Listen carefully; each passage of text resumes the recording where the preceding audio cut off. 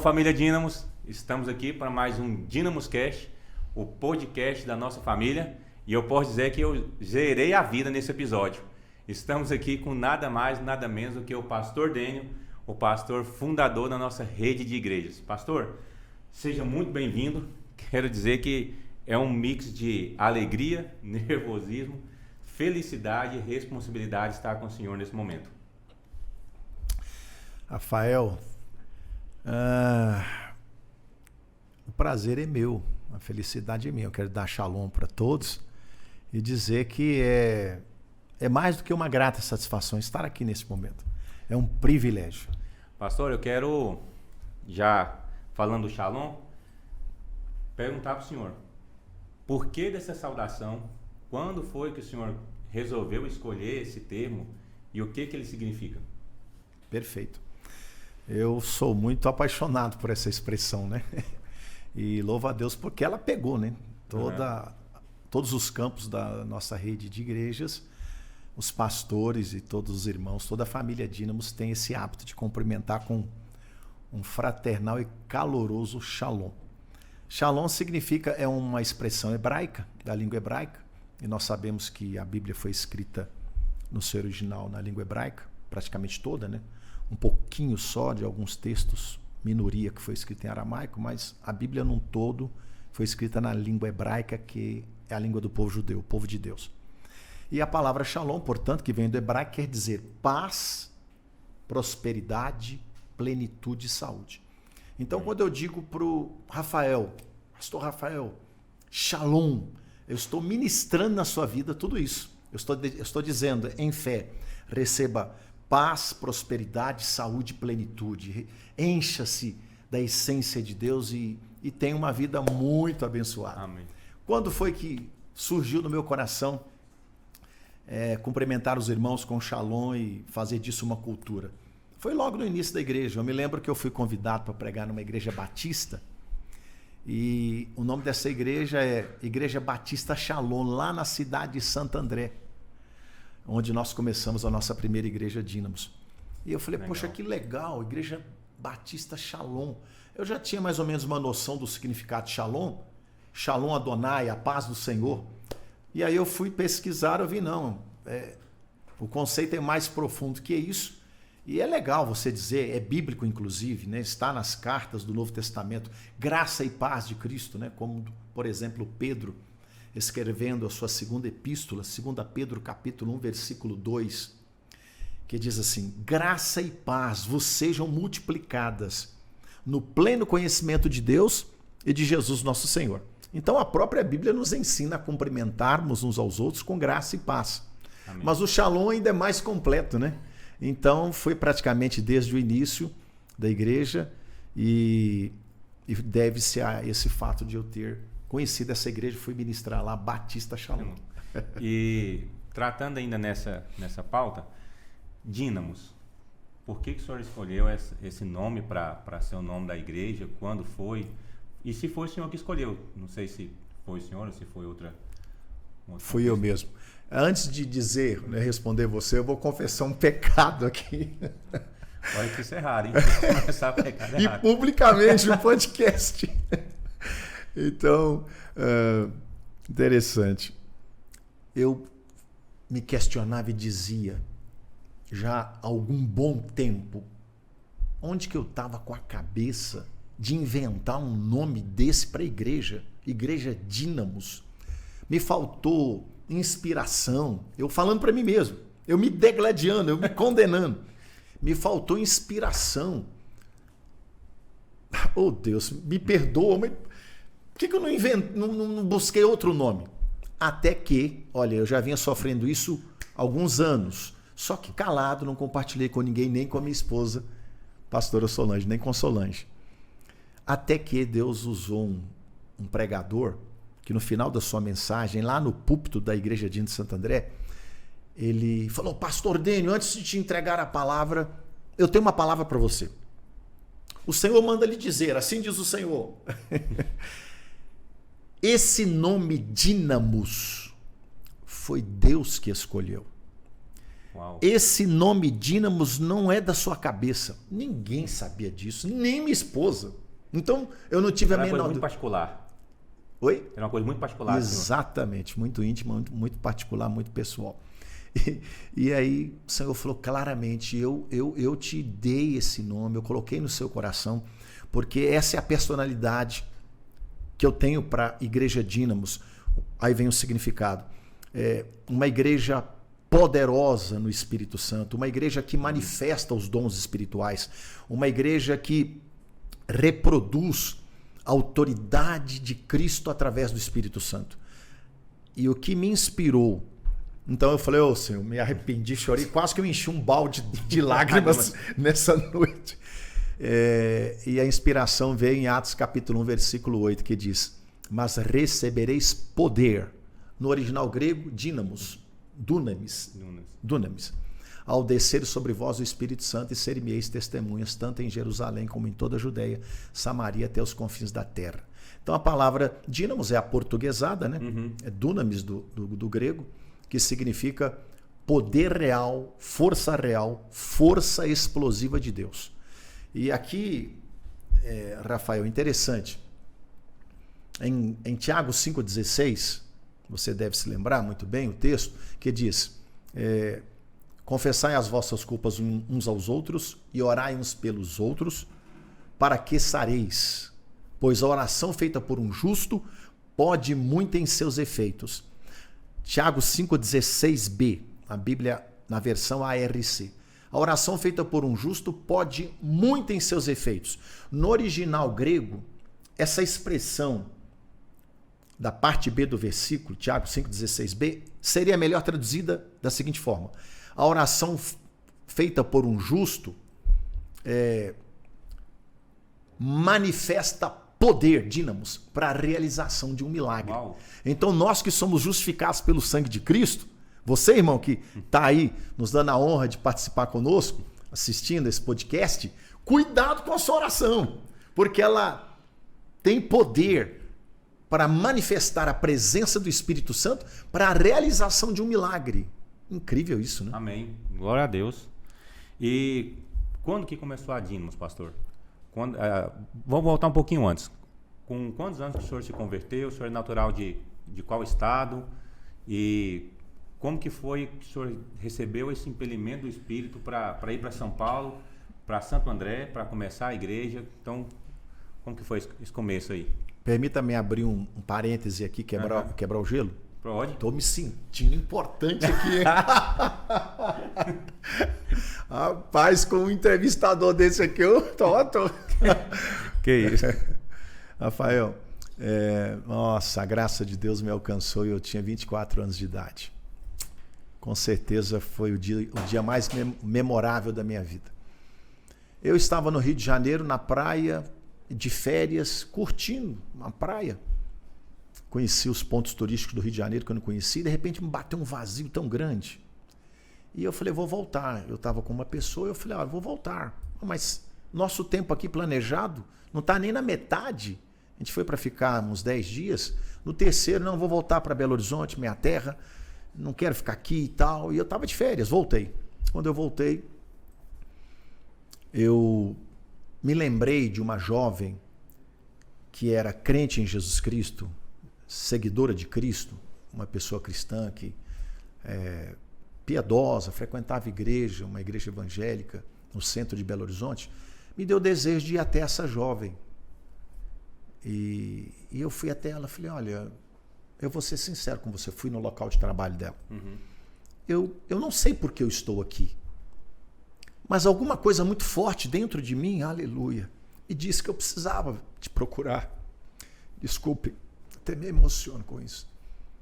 Ela falou, eu sei, eu já era médico formado. Ela me chamou de médico, de doutor. Doutor Dani, eu sei porque que você está aqui. E ela trabalhava como assistente técnica em laboratório, num posto de saúde de uma rede na qual eu também trabalhava. E ela falou, eu orei para Jesus tocar em você. Jesus quer ter um encontro com você. Isso num posto de saúde, onde ela trabalhava, no município de Ribeirão das Neves, lá na Grande BH. Aí ela me fez uma pergunta. Se você morresse agora, doutor, para onde você iria? Eu falei, não sei. Ah, que bom que você está sendo sincero e está dizendo que não sabe. Porque se você dissesse que sabe, eu ia te chamar de mentiroso. Eu disse, por quê? Ela falou, porque só Jesus nos dá a garantia, a certeza de ir para a eternidade num lugar de gozo e de paz. Eu disse, mas eu creio em Jesus. Ela disse, mas o seu Jesus está morto. Desculpe te dizer isso. Ele está pintado num quadro, ele está preso num crucifixo. Mas o meu Jesus, doutor, ele está vivo. Ele morreu na cruz, ela falando. Levou sobre si os meus pecados, ressuscitou o terceiro dia. Vive está para todo sempre e ele está no céu junto do Pai. Mas ele está também no meu coração, ela dizia. Você não quer ter uma experiência com esse Jesus? Olha, se você convidar ele para entrar na sua vida, ele vai te dar certeza da salvação. Eu falei, quero. Ah, então vamos comigo na minha igreja hoje. Onde é? Ah, no centro de Belo Horizonte. Vai ter um culto de libertação lá no período da tarde, às 15 horas. E a missionária Raimunda, uma senhora idosa, anciã, ela vai estar pregando e testemunhando um milagre de cura que ela recebeu. Vai falar muito com você porque você é médico e ela teve uma cura de câncer. Ah, legal. Vamos. Eu nunca tinha estado numa reunião cristã. Nunca. Aí eu fui. Glória a Deus por isso. Olha, foi incrível. Quando eu adentrei o prédio da igreja, ela estava testemunhando. A reunião já tinha começado. Eu era canceroso, meu corpo era pele e ossos, eu estava condenado à morte. Fase terminal de câncer, metástase. O câncer tinha dado metástase em vários órgãos do meu organismo. O meu atestado de óbito já estava pronto, assinado pelo médico. O chefe da oncologia da Santa Casa de Misericórdia, ela dizendo. Uhum. Mas eu recebi a visita de algumas mulheres da Igreja Assembleia de Deus. Elas falaram do amor de Cristo para mim. Me perguntaram se eu queria aceitar Jesus, ter o perdão, a salvação. Eu aceitei Jesus. Passaram-se 14 dias, eu já conseguia deambular, caminhar, ir sozinha para o banheiro, porque eu estava tão definhada que eu não conseguia ficar em pé. Os meus filhos, para tomar banho, eles faziam tudo por mim. Nem as necessidades, eu não conseguia ir ao banheiro para fazer as necessidades. Ela contando, uma pessoa muito simples, humilde. Resultado, quando ela falou, quem quer entregar sua vida para Jesus, levante a mão. Eu levantei.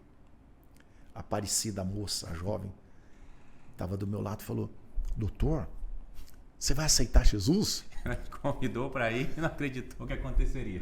Exatamente. Faltou fé nela. Exatamente.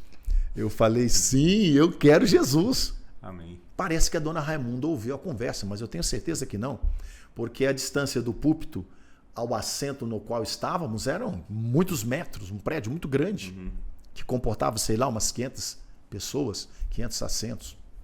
Eu sei que ela não ouviu, mas é como se ela tivesse ouvido. Ela disse assim, você que realmente quer entregar a sua vida para Jesus, que está com a sua mão direita erguida, erga a esquerda também. Aí as duas. Vem à frente. Eu fui à frente. É para ter certeza mesmo. Exatamente. Foi incrível esse dia, 28 de janeiro de 1987. Ela vem orando com imposição de mãos pelas pessoas que foram à frente, talvez umas 10 comigo. Quando chegou a minha vez, ela falou para mim. Para os outros ela não pediu, mas para mim ela pediu. Você pode ajoelhar, jovem? Eu tinha 24 anos. Sim, senhora. Me ajoelhei. Ela pôs a mão sobre a minha cabeça e começou a orar. Senhor Jesus. Aí ela começou a dar risada. Eu abri os olhos e falei, esse povo crente é doido.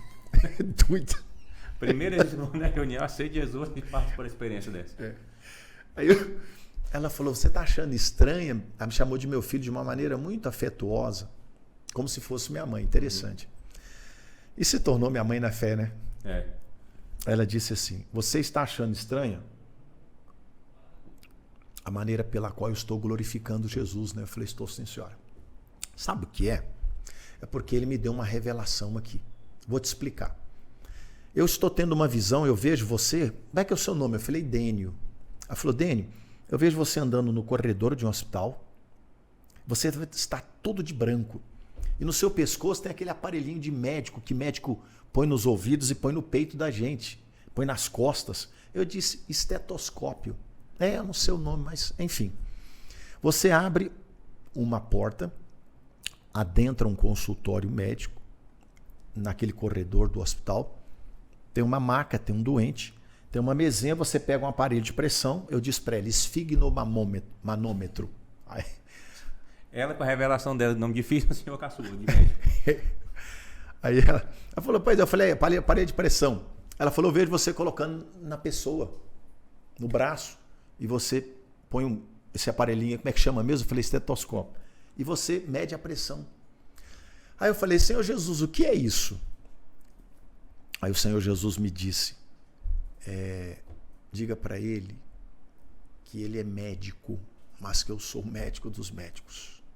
Diga para ele que pela medicina humana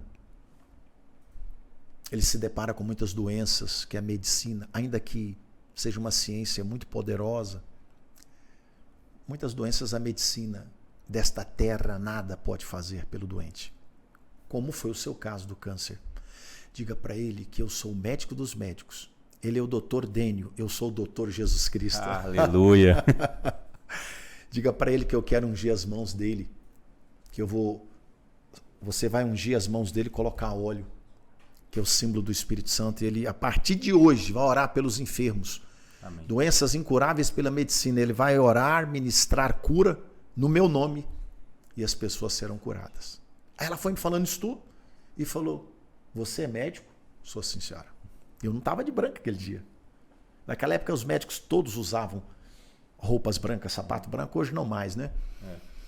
E eu não iria para um culto de branco. Eu estava de folga aquele dia, estava de férias, como já falei. Resultado, ela falou, olha, tem mais coisas que Jesus está me dizendo. Pois não? Raimunda, missionária Raimunda. Jesus está me dizendo que ele vai fazer de você um pregador do evangelho. Você crê? Eu disse, creio. E tem mais. Ele vai fazer de você um pastor. Eu sabia lá o que é ser pastor. Você crê? Eu disse, creio. Eu fiquei impactado, né? Depois daquela data, 28 de janeiro de 1987, em junho de 88, 9 pastores representando 5 denominações evangélicas diferentes derramaram óleo sobre a minha cabeça num culto específico para a minha ordenação. Fui ordenado pastor. Uau. Já se passaram 36 anos e eu estou firme com Jesus, aprendendo com ele a cada dia sobre como pregar, como ensinar e como pastorear. Amém. E aí o senhor foi ordenado então, e como que surgiu então Gurupi nessa história? O senhor falou que o senhor é de Minas Gerais. Uhum. E aí, como que surgiu então Gurupi? Porque eu acho que aí agora já vamos chegando no relacionamento. Foi em Gurupi que você conheceu a pastora dele? Isso, a Solange, né? Isso, exatamente. Rafael, Gurupi só me traz boas memórias, boas recordações. Não duvido disso. Jesus fez um arranjo celestial. E eu estou lá em Belo Horizonte, né, trabalhando como médico e ajudando a minha mãe na fé, essa senhora que me levou para Jesus nesse tal culto. Ela tinha um sonho e uma palavra de Deus que ela ia construir no terreno da casa dela um prédio de igreja, que lá seria uma igreja. Quem for administrador da construção desse big prédio de 50 metros quadrados? Eu. Médico, construtor, pastor. Construtor. Eu não sou como o pastor Rodrigo Augusto, né? Mas sirvo pelo menos para limpar a obra. Ele só pode ser médico agora, que aí você já empata. Rodrigo Augusto, né, querido? Ele é o nosso pastor aqui do campus. Goiânia, meu pastor. Goiânia, seu pastor, um grande homem de Deus. Muito bem. Aí um santo arranjo Jesus proveu. Tinha um senhor empresário, fazendeiro, de Belo Horizonte, que frequentava a casa da missionária Raimunda, que depois se tornou um prédio de igreja, né? Que a gente construiu. Construímos o prédio na frente, a casa dela no fundo. Ele falou, missionária, por que esse jovem médico não vai para o estado do Tocantins? O estado recém-formado. É a parte norte do estado do Goiás, que se emancipou. Então, as oportunidades lá têm sido incontáveis, gigantescas. Nossa, ele chega ali, ele colocar o pé no estado hoje, ontem ele já está trabalhando contratado. Já vai resolvido com a vida. Não que faltasse emprego em Belo Horizonte, mas é claro, onde a demanda é maior, você acaba tendo melhores oportunidades, né? Muito bem. Eu pus os pés no Tocantins, Por isso, porque ele sugeriu para ela e ela me liberou uma palavra profética dizendo que eu ia para muito longe. Olha, a última coisa que eu queria era me distanciar fisicamente da minha mãe na fé. Devo muito a ela, né? Um vaso que Deus usou muito para me consolidar na fé, me discipular. Vindo dela, que Deus ia me levar para longe, não tinha como duvidar, porque eu sei o quanto ela me queria perto dela. Então, esse empresário sugeriu, não é que eu fui parar em Gurupi, em cima de um caminhão de mudança, eu fui de favor. Loucura, né? Não sei se hoje eu faria essa loucura. 2 jovens recém-casados, um deles tinha uma filhinha de uns 2, 3 anos. O tio deles, que era irmão desse empresário fazendeiro, se disponibilizou a pegar o caminhão dele que ele usava para fazer mudança e falou para o Atos e para o Marcos, sobrinho, né? Só nome profético. Só nome profético, exatamente. Se vocês quiserem, eu levo vocês para Tocantins. Vocês estão querendo mudar para lá, para se somar com o primo de vocês que está lá, que era filho desse empresário fazendeiro. E eles toparam. Eles eram cristãos.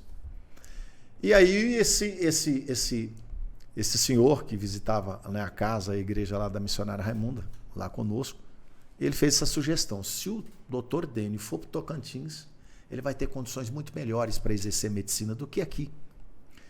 E aí coloquei em oração. Daqui a pouco eu estou subindo na carroceria do caminhão com aqueles 2 casais de jovens recém-casados. Eles falaram: doutor, o senhor não vai com a gente na carroceria, não. Você é médico, você tem que ir na cabine com o motorista, você vai ter mais conforto que a gente.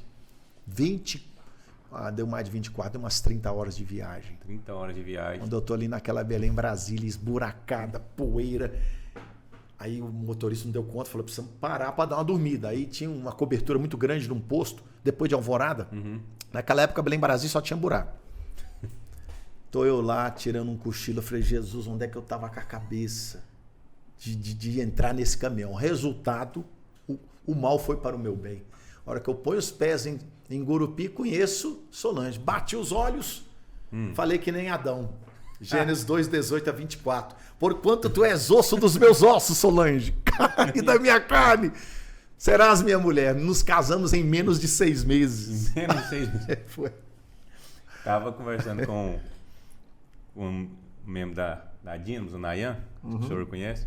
Demais. E aí ele falou assim que Profeta. conheceu a esposa dele, ela é de Palmas. Aí ela falou: olha, ele falou assim: mano, pra mim, a única coisa boa que tinha em Palmas era ela. E ele trouxe pra cá. E o senhor chegou em Gurupi mais ou menos assim: a única coisa boa que tinha em Gurupi eu já encontrei, então já estou resolvido. Sim. Aí o senhor casou com a pastora Solange, depois de quanto tempo tiveram os filhos? Nós nos casamos...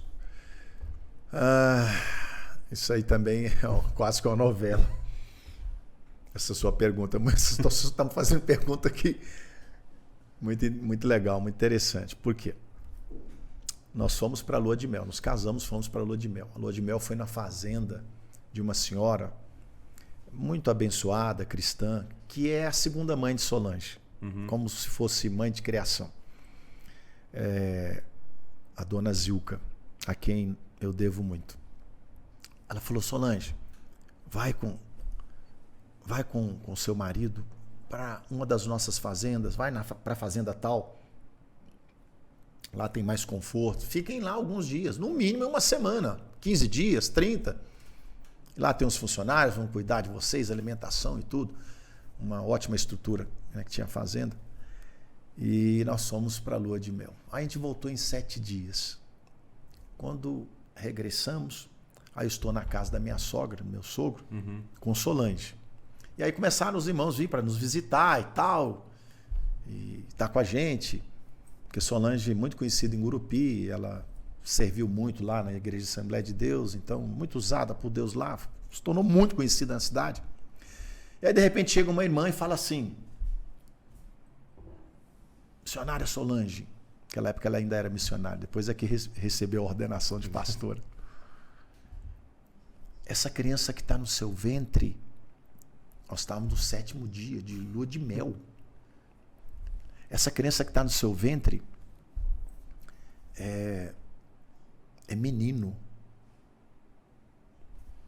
isso? Não tô preparado para ser pai agora. Até 6 meses atrás eu estava solteiro, agora eu estou casado e vou ser pai. Eu duvidei da profecia. Aí o Senhor usou a irmã para falar assim: eis que dois se sinal na natureza. Aí deu um relâmpago. Eu falei, mas eu vim lá de fora agora. Céu tá azul de... Mas no Tocantins? E não tem nuvem, não é época de chuva. Aí terminou a profecia, eu corri lá fora para olhar. Falei, de repente, tem uma nuvem lá, pelo menos do tamanho da mão de um homem, né? Tinha nada, céu azulzinho. Falei, peraí, será que Deus deu esse relâmpago aí? Realmente foi um sinal de Deus, que ele que está falando. Resultado, daqui uma semana, Solange começa a ter enjoo, vômito. Fizemos o exame de urina positivo. Falei, Solange, exame de urina não é tão fidedigno. Falsamente positivo esse resultado aí. Esquece. Esse enjoo que você está sentindo, isso não é nada. Alguma coisa que você está comendo que não está fazendo bem. O enjoo continuou. Fizemos outro exame de urina, positivo de novo. Não, falsamente positivo. Erro de laboratório. Ela continuou com sintoma de mal-estar, fraqueza, tontura, enjoo, vômito. Vamos fazer agora uma HCG no sangue, que é fidedigno. Colheu o sangue, fez positivo. Resultado, a prole começou na primeira semana. Daí o resultado, né? 2 filhos, 2 filhas, 2 genros, 2 noras e 12 netos. E crescendo, né? Chegaram mais netos por aí, né? Ainda bem mais. E aí, quando o senhor foi para Gurupi, o senhor já ficou vinculado na igreja que a pastora Solange estava? Ou o senhor se vinculou a outra comunidade? Exatamente, me vinculei. Eu saí então de Belo Horizonte. O Senhor nos direcionou, eu ajudei minha mãe na fé a estabelecer um estatuto de uma igreja evangélica pentecostal primitiva. Ela faleceu, já dorme no Senhor, e o filho dela, um dos filhos, se tornou sucessor e o líder presidente desse ministério em Belo Horizonte. Quando eu fui para o Tocantins, eu senti a direção que eu deveria me unir às Assembleias de Deus. Então eu me uni na Igreja Assembleia de Deus de Madureira, na cidade de Gurupi. Esse tempo que eu estive em Tocantins, congreguei lá, nos casamos, mudamos para São Paulo e eu me mantive unido ainda nas Assembleias de Deus por 3 anos em São Paulo. Aí depois que o senhor deu início na Dínamos. Exatamente. Mas agora tem um parênteses legal, porque quando o senhor sai de Gurupi e vai para São Paulo, também não foi uma viagemzinha assim tão... Eu já ouvi por alto algumas coisas e eu gostaria de... Se o senhor pudesse nos contar como que foi a viagem para sair de Gurupi e ir para São Paulo. Rafael, meu Deus do céu, e essa eu não gosto nem de lembrar, viu? Eu comprei eu trabalhei 1 ano, eu fiz concurso para o Estado, então me tornei médico concursado pelo Estado de Tocantins e fui convidado pelo prefeito da cidade de Alvorada, que acho que é a 2ª cidade do estado, primeiro é Talismã, né? De Goiás para Tocantins, Talismã, depois Alvorada.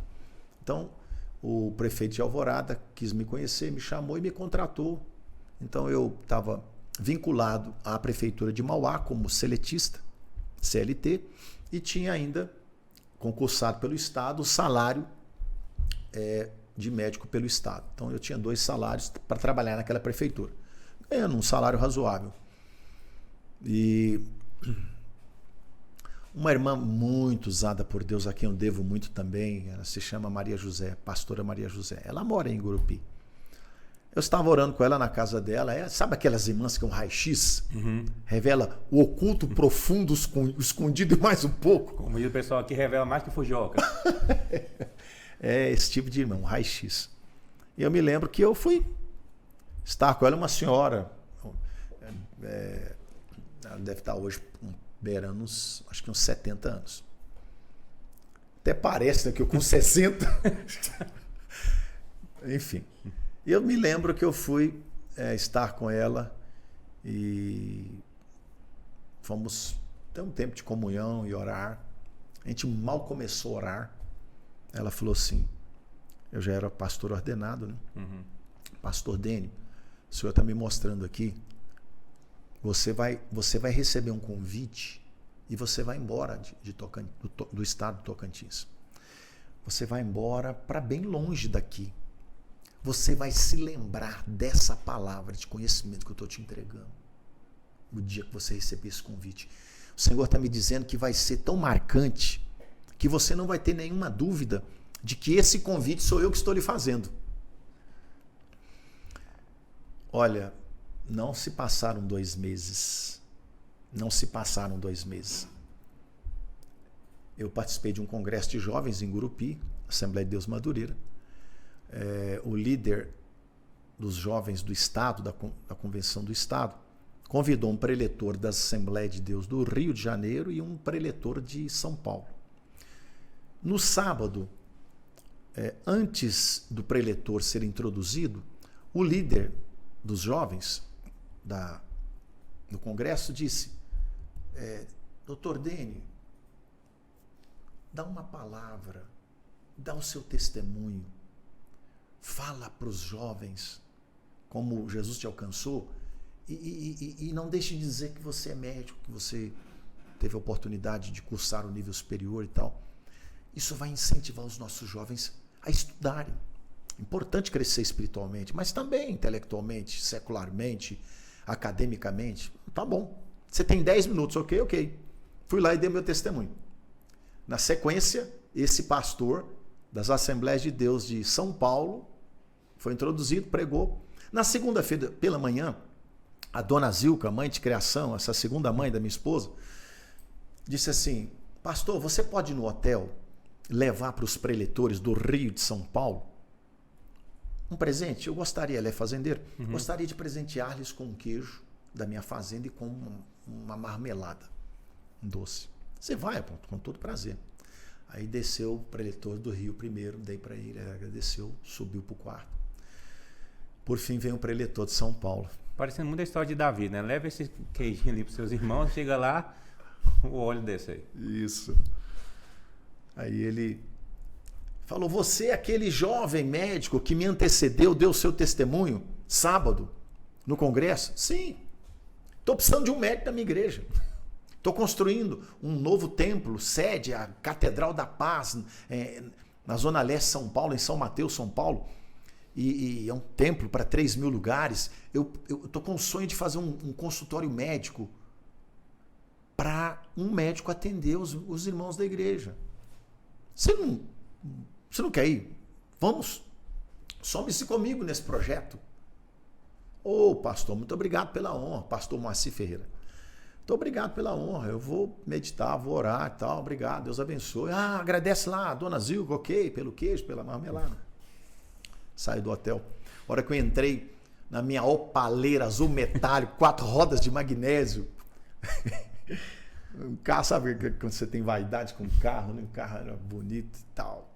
Aí que eu tô manobrando, saindo da vaga para ir embora, o Espírito Santo falou: eis aí o convite que eu te falei, que eu usei a minha serva. Eu estou nisso. Comecei a chorar, me quebrantei, senti o fogo de Deus. Resultado, isso foi no carnaval, acho que fim de fevereiro. Março, ele me deu o telefone dele, ele me convidou, me hospedou uma semana na casa dele. Fui conhecer a igreja. Um grande campo das Assembleias de Deus, tinha 40 ou 50 congregações. E ele construindo esse templo para 3.000, um novo templo. Em abril eu estava mudando para São Paulo com a Solange. Estamos indo, eu revisei o carro, eu me lembro que eu retifiquei o motor, porque já estava queimando muito óleo e tal.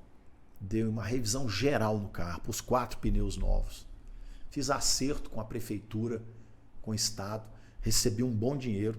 Aí nos meus cálculos, esse acerto que eu tenho, eu chego em São Paulo, alugo uma casa, faço uma boa compra para abastecer os meus celeiros, pago uns 3 meses de aluguel antecipado e tenho aí um dinheiro para ficar tranquilo. Eu vou ter aí semanas tranquilo para procurar emprego, não vou ter nenhum problema financeiro. Estou resolvido. Estou resolvido. Seguro. Eu vou falar aqui, é difícil você que está nos dando a honra de assistir esse podcast. É difícil acreditar.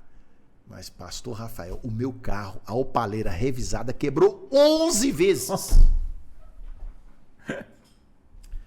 Toda a fortuna que eu tinha do acerto com a prefeitura e com o estado era 250. Eu não lembro se era real, cruzeiro novo, cruzado, nem lembro a moeda da época. Isso foi em 1993. Dos 250, sobrou 17. Não sei se era cruzeiro, não lembro. Enfim, quebrou, o motor fundiu. estourou o suporte do alternador. Cada hora quebrava uma coisa. Quebrava e eu arrumava. A viagem durou 15 dias. Parar para retificar motor, imagina. E dormir na estrada com as crianças. Que luta, que luta, que luta. A Esther tinha nascido também? Não, tinha nascido ainda. Não, era 3. Nessa altura eram... Não, o Dênio veio nascer... o Dênio Júnior veio nascer em São Paulo, depois que foi Esther. Então, já nesse processo, a pastora estava grávida e vocês... Estava grávida. Nesse rolê. Nessa tribulação de 15 dias. Aí eu cheguei em São Paulo, o pastor Maci Ferreira. Aí eu contei a história para ele ficou com dó de mim. Não, faz o seguinte, você com sua família se hospeda aqui na minha casa enquanto tempo for necessário. Não se preocupa aí. Ele desocupou o quarto das filhas, que vergonha. Ele tinha 2 filhas adolescentes, colocou no quarto dele para dormir com ele. E aí eu, Solange, família, nos enfiamos naquele segundo quarto da casa. Meu pai, mas passou. Tribulação vem e passa. E Romanos 8:28 diz: todas as coisas cooperam para o bem daqueles que amam a Deus, daqueles que são chamados segundo o seu propósito. Romanos 8:28, Bíblia ARA. Eu não sabia, mas foi para o meu bem. Deus permitiu todas essas tribulações na estrada para quando eu chegasse em São Paulo, eu de fato ter que depender de Deus. Eu não sabia orar com lágrimas. Minha oração era seca. Minha oração era formal. Eu achava que eu sabia orar. Eu sei falar acho que eu sei falar um pouquinho português. Eu conheço um pouquinho da Bíblia. Então, eu me envaidecia. Achava que minha oração tinha valor. Quando, nessa situação de carência, de dependência, de ter que depender do pastor e tal, o meu coração começou a se quebrantar. E a partir dali, eu adentrei a faculdade da oração, cujo professor é o Espírito Santo. Não sei orar ainda, estou aprendendo. Então, e aí o senhor ficou vinculado nessa igreja e depois de quanto tempo que o senhor se sentiu impelido pelo Espírito a começar um trabalho? Eu fui muito bem recebido pelo pastor Moacir e depois nós nos mudamos para Santo André, porque na chegada fomos para a Zona Leste de São Paulo, em São Mateus, e aí ficou distante para congregar naquela igreja. E então nós nos transferimos para a Assembleia de Deus, Madureira também, na cidade de Santo André, no bairro chamado Tinga. E quando a gente estava mais ou menos 6 meses congregando ali, eu fui desafiado por Solange a me somar com ela para orar por um empresário. Um multimilionário, um grande empreendedor, um senhor sírio-libanês. Naquela época ele tinha lá seus 60 anos de idade. E Solange falou: Dani, vamos orar por esse senhor. Eu falei: não vou não, Solange. Não quero, não vou. Por quê? Vou orar para um cara restaurar em uma das 70 empresas dele. O cara já é tão rico. Eu não, vou perder tempo de orar para rico ficar mais rico, não. Eu quero orar pelos pobres. Olha como eu era cego, né, tolo. E quando na verdade a Bíblia diz em Romanos 2, verso 11, porque para com Deus não há acepção de pessoas. Deus não faz acepção de pessoas. Você que está nos ouvindo, nos assistindo, Deus não faz acepção. Ele ama você, independentemente da sua cor, raça, etnia. Amém. Independente da sua escolaridade, nacionalidade, independente de qualquer coisa, Deus ama você e tem um plano na sua vida. Amém, aleluia. E aí, por que esse empresário pediu Solange para orar para a empresa dele, Menina dos Olhos? Era uma fábrica de ônibus. Ele fabricava ônibus. Ele era um dos competidores da Marco Polo, enfim, que é uma das grandes empresas que fazem ônibus, né? O que aconteceu? Eu estou lá em casa, nessa altura a gente estava morando em Santo André, como eu disse, mudamos. Agora estamos congregando a Assembleia de Deus em Utinga. E um casal estaciona na porta. Uma Mercedes, um carrão. Desce aquele casal bonitão, que nem você, sua esposa. Oh. E eu falei: nossa, casal bonito. Dona Solange está? Missionária Solange? Está. Um instante, eu vou chamá-la. Eles se assentaram na sala. Aí eu fui no quarto. Solange, tem um casal aí que falou que veio você, quer receber oração. Costumeiramente isso acontece, a gente atrás de Solange querendo oração. Desde quando solteira. Ela falou, Dênio, sem chance, eu não tenho a menor condições de orar. Por quê? Ela estava grávida. Aí nessa altura acho que era da Esther já. Tô muito mal hoje, tô tonta, fraca, com enjoo. Não tenho condição física. Aí eu voltei para a sala. Falei, olha, infelizmente, contei, minha esposa não está bem. Aí o rapaz, né? Altão, fortão, físico, atlético, esses caras de academia, bombadão. Você não ora? Falei, até que oro. Aí ele falou, então ore por mim. Eu falei, mas eu posso então compartilhar uma palavra antes de orar por você? Sim, claro. Aí eu falei, Jesus acalma a tempestade em alto mar. Quando o barco estava por naufragar, né? Lembra-se? Claro. E Jesus se colocou em pé, os discípulos o acordaram. Vento, mar, aquieta-te, acalma-te. E ele repreende os discípulos dizendo, homens de pequena fé. Né? Aí eu contei essa passagem. Rapaz, olha, esse cara está entre as 3 pessoas que mais se quebrantou e mais derramou lágrimas copiosas, para não dizer torrenciais, quando eu falei de Jesus no evangelismo pessoal. Cara, vou exagerar um pouquinho. Eu ia falando, lágrima ia pingando, estava pingando no chão. Acredita? Aí ele falou, eu não posso aceitar esse Jesus seu? Eu falei, claro que pode. Bum! Ele devia ter, sei lá, 1,90 m, aquele mundaréu de homem forte, pum, se jogou no chão, fez até barulho quando o joelho dele bateu no chão. De tão impulsionado ele foi de se ajoelhar. Eu não pedi ele para ajoelhar, não, ele fez espontaneamente. Realmente foi um encontro real com o Senhor que ele teve naquele momento. Exatamente. Esse cara chorava, Rafael. Eu vi as gotas pingando no chão. Nossa, que coisa incrível. Fiz um apelo, ele quase não deu conta de confessar Jesus. Choro convulsivo. Quebrantado. Aí eu orei por ele.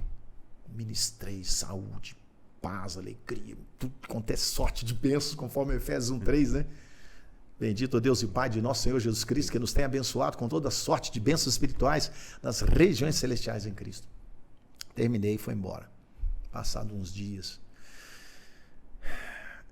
tudo vem às claras. Solange orou mais ou menos um ano antes disso para a sogra desse cara, Francisco Tranquese, o nome dele.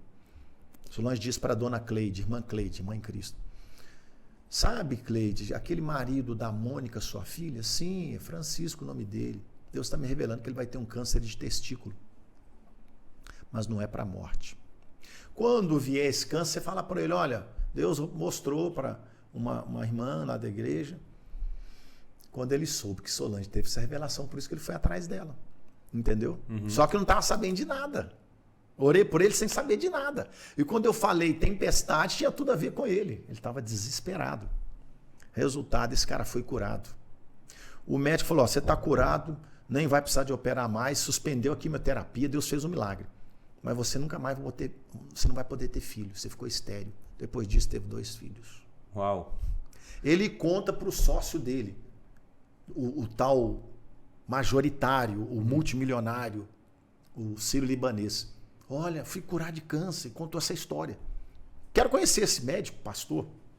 Foi quando, então, a esposa desse sócio dele, também por sinal chamada Mônica também, conheceu Solange, levou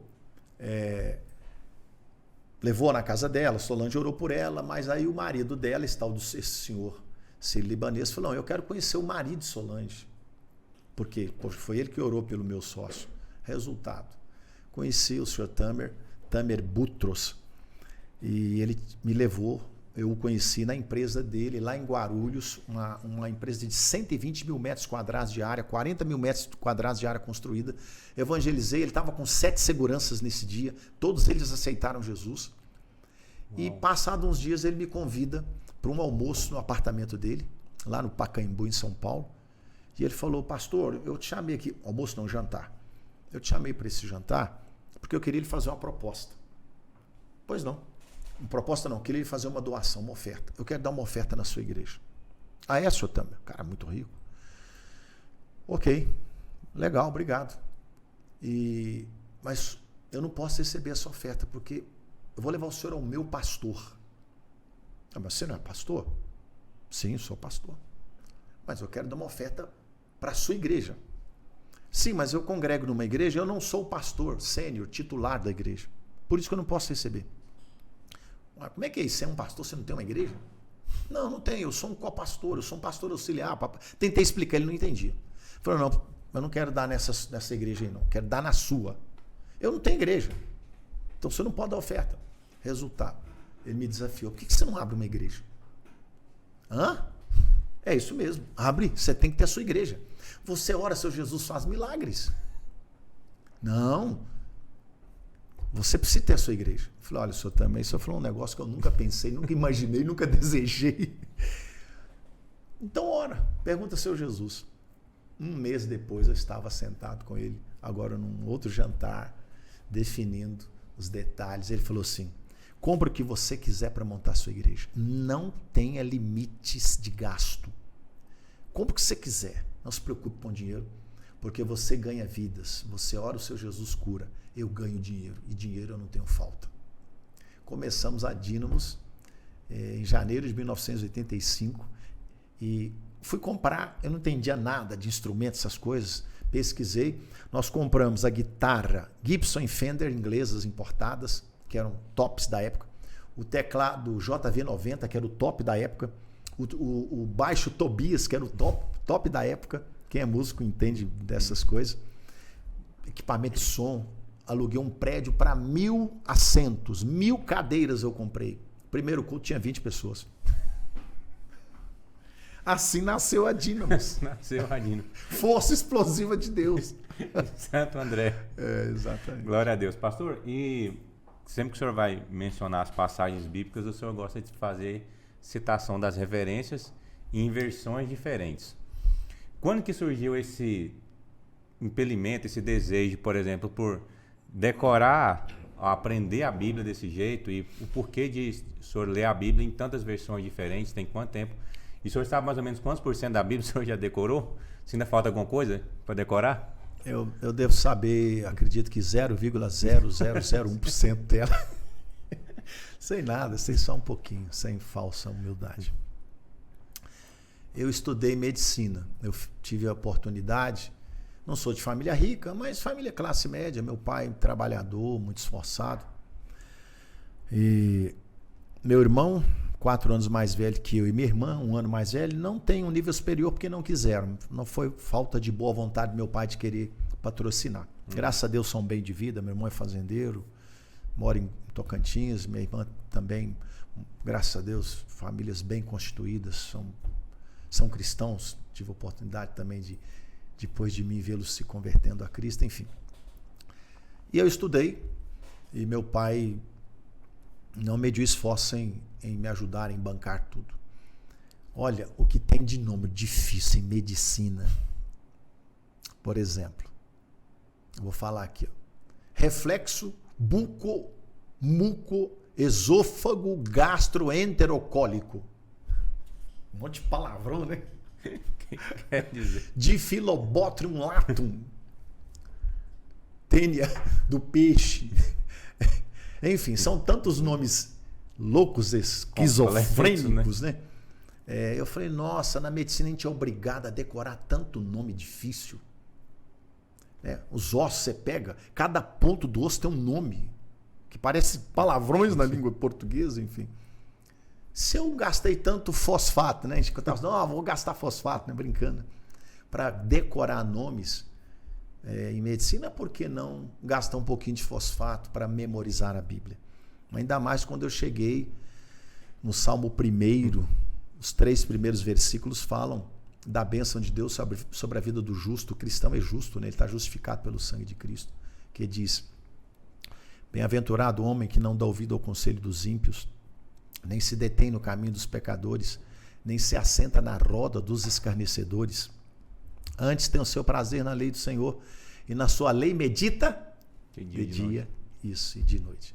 Pois será como a árvore plantada junto a ribeiro de águas, a qual dá o seu fruto na estação própria, e cujas folhas não caem, tudo quanto fizer prosperará. Você que está em Cristo, você tem uma promessa de Deus, amado, amada, de prosperar, de ser bem-sucedido em tudo quanto você faz. Então creia, simplesmente creia e se aproprie cumprir da promessa. Amém. Aí eu falei, poxa, o salmista está nos exortando a meditar dia e noite. Eu ainda não consigo fazer como ele, eu só medito de dia, porque de noite eu durmo. E aí eu falei, poxa, eu vou começar a memorizar a Bíblia desde sempre, desde cedo, desde novo convertido.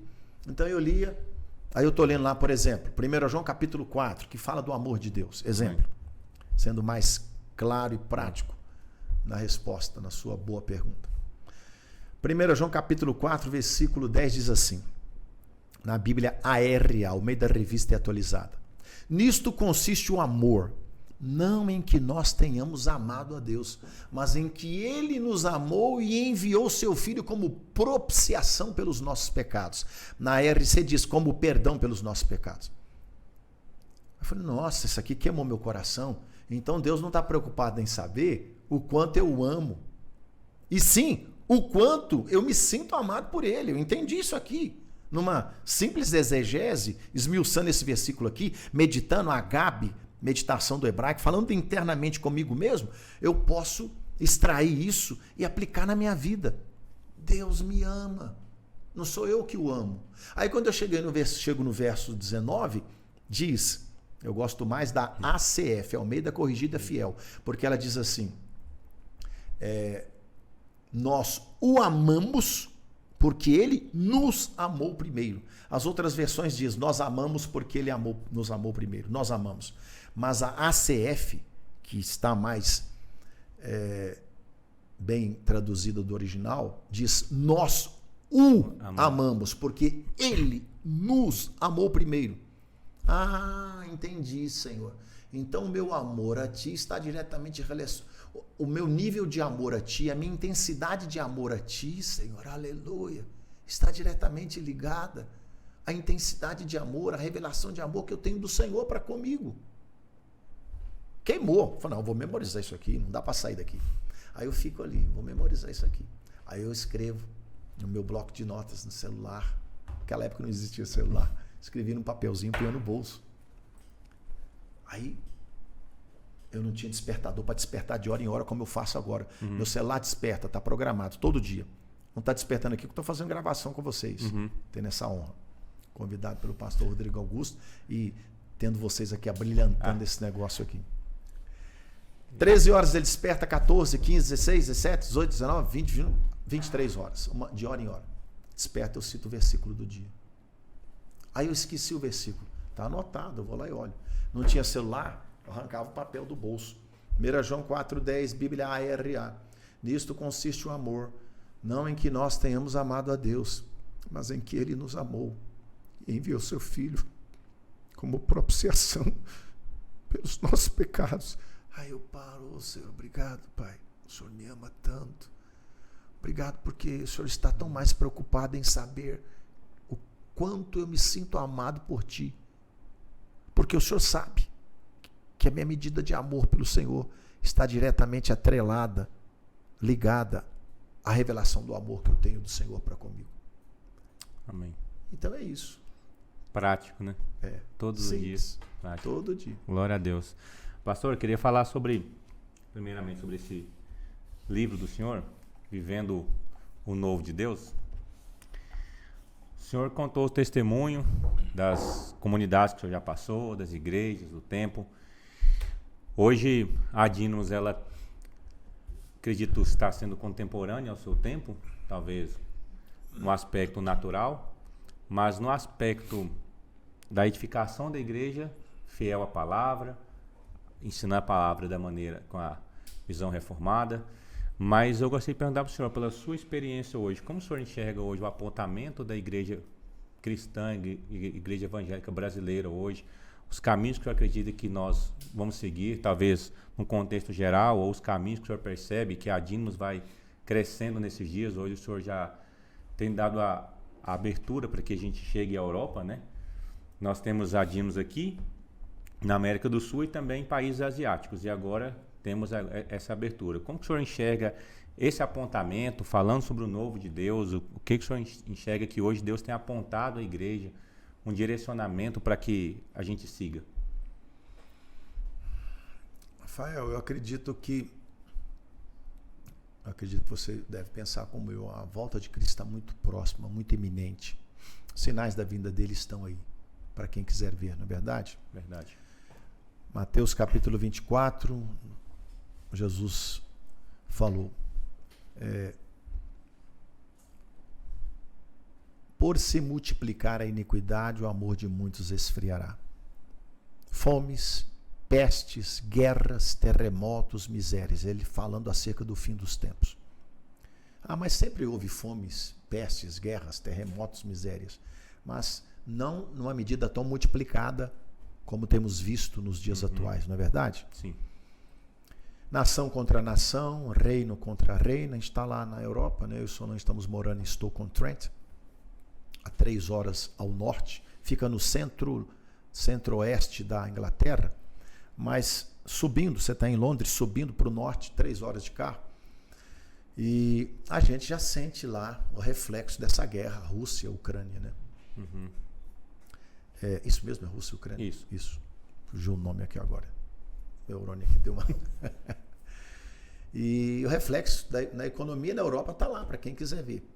Então, os sinais da vinda do Senhor, essas tragédias, essas desgraças que Jesus profetizou 2000 anos atrás, a gente está vendo acontecer de uma maneira tão multiplicada hoje.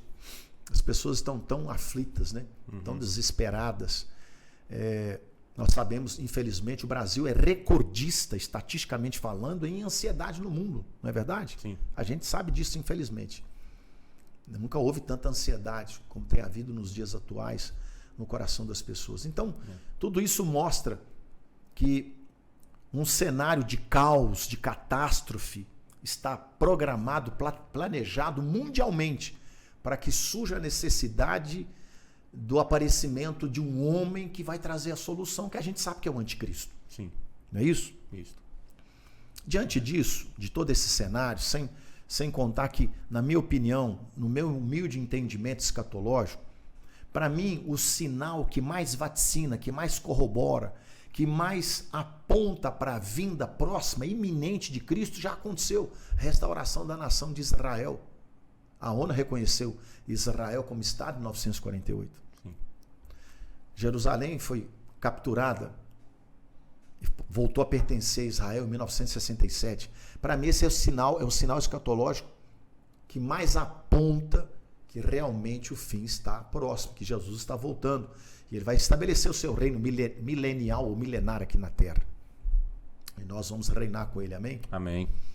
Então, esse cenário caótico, cada vez mais eu fico pensando, os verdadeiros cristãos precisam realmente se destacar, no bom sentido da palavra.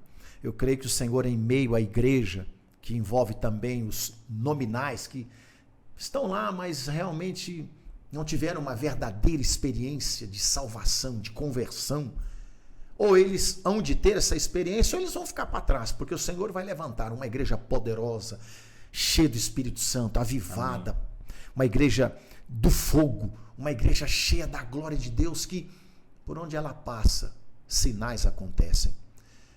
O sinal mais importante para nós ganharmos vidas é o amor entre nós, não é isso? Foi amém. Jesus que falou, João 13, 34, 35. Um novo mandamento vos dou, Bíblia ARC, que vos ameis uns aos outros, como eu vos amei a vós, que também vós uns aos outros vos ameis. 13:34 de João. 13:35. Nisto todos saberão que sois meus discípulos, se vos amardes uns aos outros. Então o que eu penso? Tentando te responder. Que o amor genuíno, que é o amor ágape, ele vai estar presente na vida dos cristãos que realmente querem agradar ao Senhor de uma maneira muito peculiar, amém, íntima, pessoal, palpável. Então, as pessoas, ao chegarem numa comunidade cristã que está realmente vivendo o evangelho da graça, elas vão ser retidas ali, atraídas de fato e inseridas por se sentirem amadas, por contemplarem o amor do Senhor na vida dos membros daquela casa, daquela comunidade cristã. E a manifestação do poder do Espírito. Então eu creio que esse momento na Terra nos continentes, nas cidades, em todos os lugares. É um momento muito propício e particular para nós, de fato, fazermos a diferença. Amém. Para nós pregarmos o Evangelho e alcançar os corações de uma maneira muito forte, porque os dias são maus, as pessoas estão desesperadas. Lá na Europa, as pessoas já estão dando crédito ao Evangelho como elas não estavam. A gente sabe que o humanismo lá impera. Mas as pessoas estão aflitas, inseguras, atemorizadas por tantas desgraças que estão acontecendo. Então se torna um cenário propício para que a igreja local, de fato, expresse o amor de Deus e leve as pessoas a conhecerem a Cristo, né? Glória a Deus. Exatamente. E falando sobre aquele outro livro ali, pastor, que eu posso dizer que já deve estar entrando na lista dos best-sellers já, talvez o Time já vai entrar em contato com o senhor, porque o que nós... Vejo que tu és um homem de fé. Amém, amém, amém.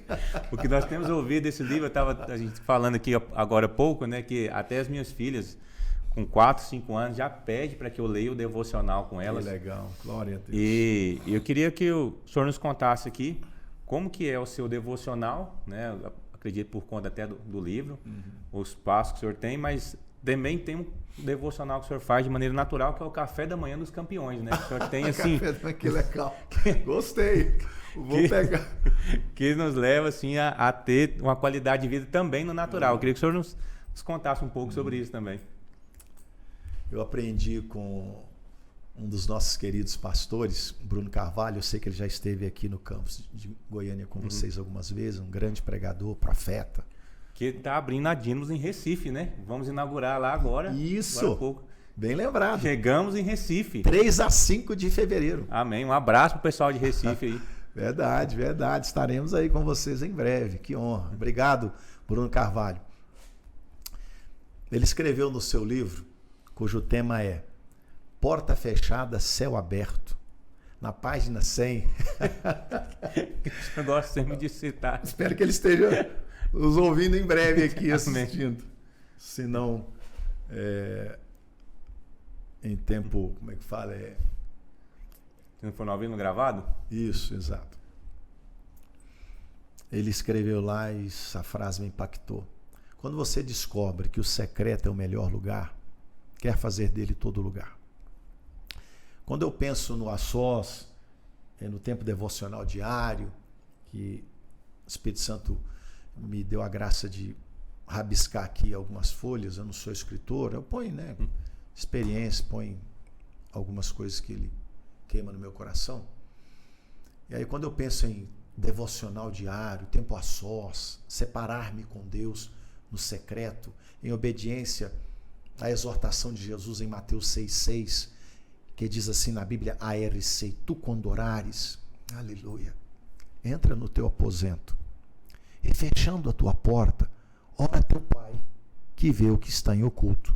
E o teu pai que vê o que está em oculto te recompensará. Que privilégio! Jesus está dizendo, olha, quando você entrar no seu a sós, em tempo de solitude, em tempo separado de oração, de comunhão, de meditação com o Pai, prepare-se porque Ele vai te recompensar. Meu Deus, que incrível, que privilégio. Então eu aprendi com o Bruno Carvalho o seguinte, quando você descobre que o secreto é o melhor lugar, quer fazer dele todo lugar. Isto é, já que agora eu sei que o melhor momento do meu dia há de ser o tempo a sós, o devocional, o tempo que eu tiro para orar, comungar com o Senhor, só eu e Ele, e meditar, ler, meditar na sua palavra, esse tempo é tão bom que eu posso levá-lo para o restante do dia. Então eu estou dirigindo, estou no meu carro, eu levo a presença de Deus para lá comigo, porque eu sou o templo do Espírito Santo. Estou fazendo minha caminhada, eu gosto de fazer caminhada, que é bom, né? Para a saúde, mordomia do corpo. Estou fazendo minha caminhada, eu estou lá, ribacalabachoco, estou orando em línguas. O Espírito Santo está fluindo com seus rios dentro de mim. E aquela presença que eu recebi manifesta no a sós, aquela palavra que eu li e que se tornou rema, o logos, que é a palavra escrita, ela queimou as minhas entranhas e se tornou uma palavra específica, diretiva para mim. Esse é o rema. O logos é o arroz cru.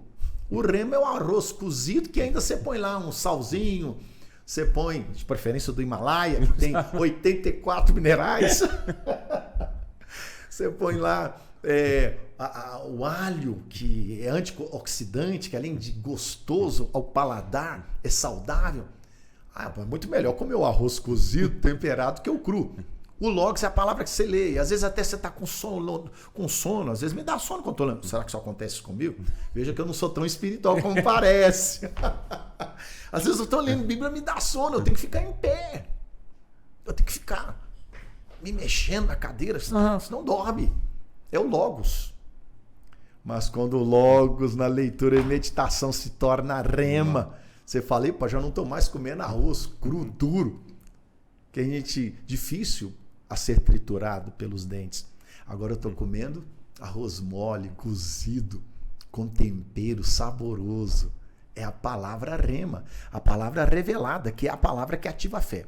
Então, à medida que a gente vai aprendendo a permitir que o Espírito Santo cozinhe o arroz cru para ele ficar cozido e gostoso, à medida que a gente vai aprendendo no devocional, no a sós, a se quebrantar na presença de Deus, quebrantamento. Etimologicamente, essa palavra é a fusão de duas, quebra do ego, quebrantamento.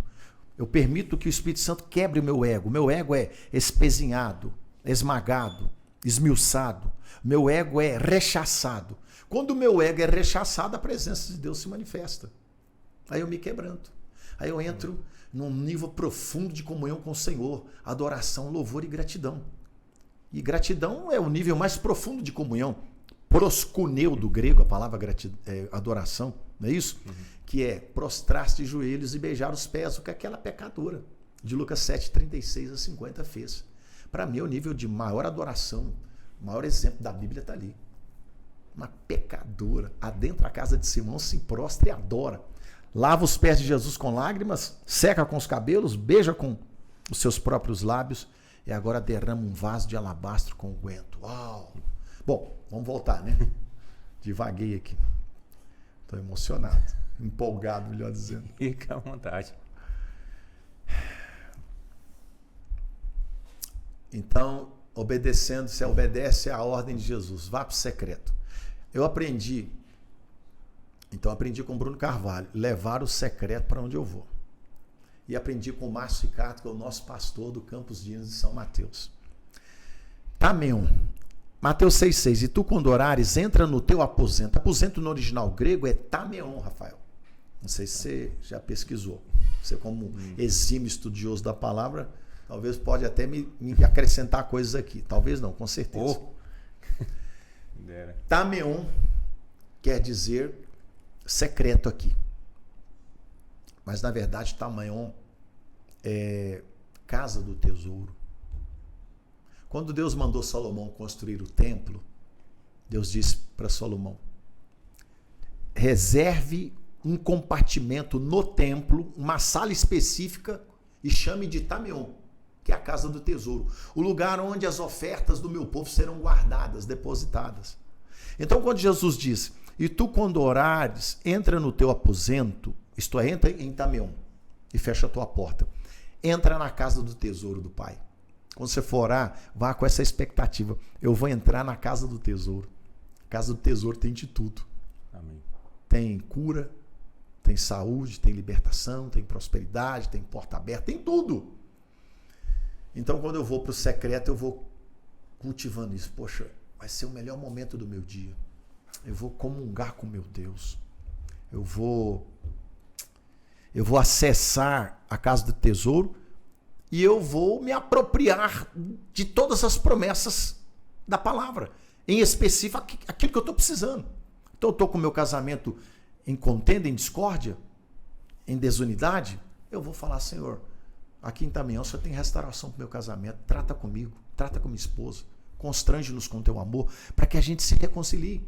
Eu estou com um filho perdido nas drogas. Você está com um filho, mãe, pai, um filho seu se perdeu, serviu o Senhor. Quem sabe era da equipe do louvor, ou exerceu alguma função na casa de Deus, agora está no mundo como filho pródigo, dissipando. Entra em Tameon, na casa do tesouro, e fala, Pai, a tua casa tem provisão, tem libertação para o meu filho. Clame, ore, e o Senhor vai responder. As suas necessidades, querido irmão, querida irmã, são como conta-gotas diante do oceano da provisão divina. Aleluia. Aleluia. Eu faço 6 coisas quando eu estou no A Sós.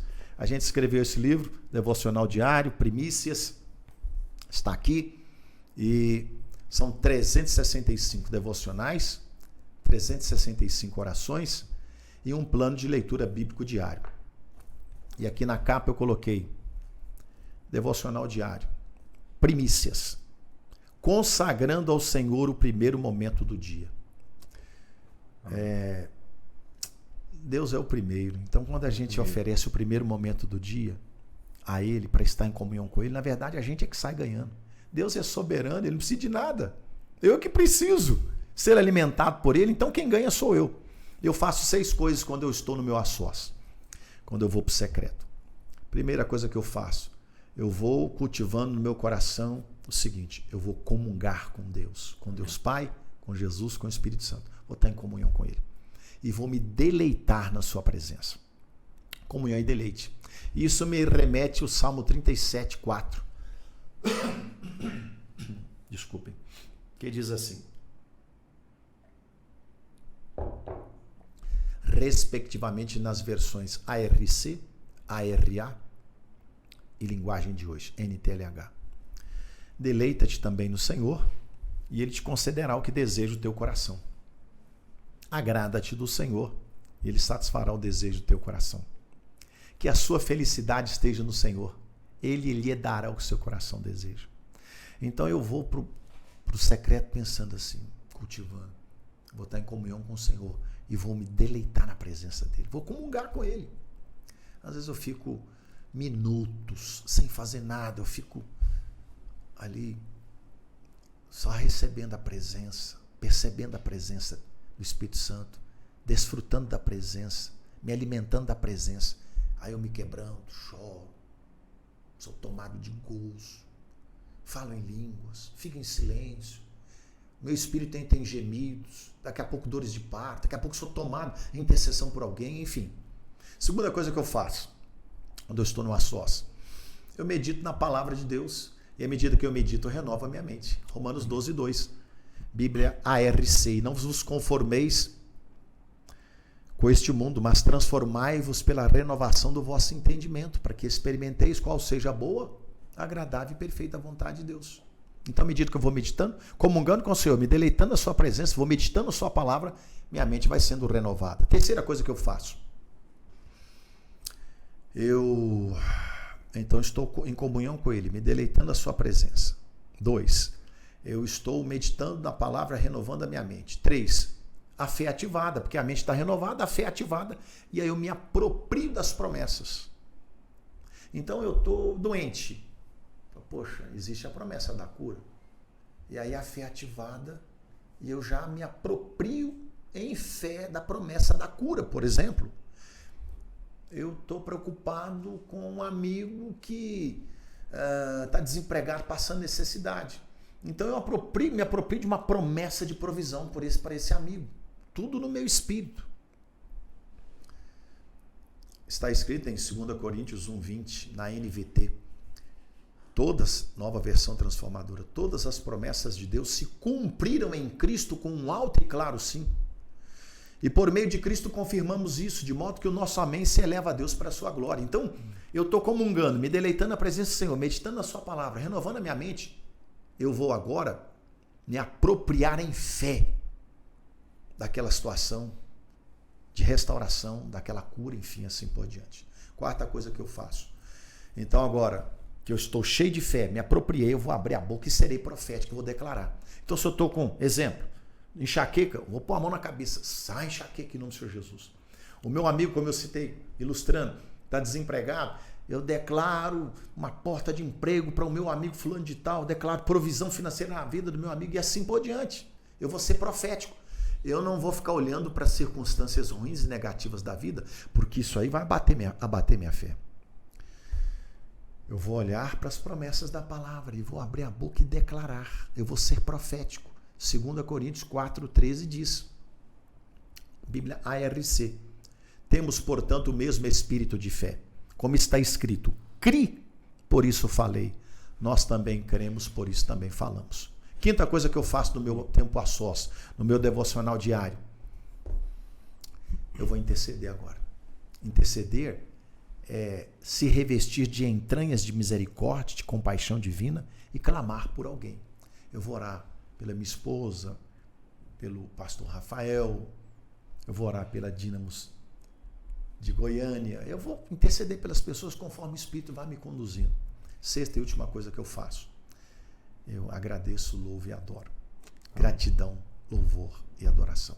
Eu faço essas 6 coisas, eu citei didaticamente nessa ordem que citei, mas às vezes eu começo agradecendo, louvando e adorando, daqui a pouco eu estou intercedendo, daqui a pouco eu estou lá quietinho, parado, sentindo a presença de Deus, degustando a presença dele e simplesmente chorando em nível profundo de adoração e assim por diante. Glória a Deus, pastor, glória a Deus. E o café da manhã dos campeões, senhor, como é que é? Desculpe, não entendi. O seu café da manhã dos campeões, como é que o senhor faz? Já nos contou? Ah, sim. É o Bulletproof Coffee. Café à prova de bala. Bulletproof Coffee. É um cafezinho sem açúcar, com uma colher de óleo de coco, com um pouquinho, uma pitada de manteiga ghee. E esse café, ele ativa, ele é termogênico, ele vai te dar disposição, vai ativar as suas funções cognitivas, vai ativar a sua memória, o seu raciocínio e vai te dar força para você estar a ponto de bala. Não é o Dínamos, não, mas é quase o Dínamos.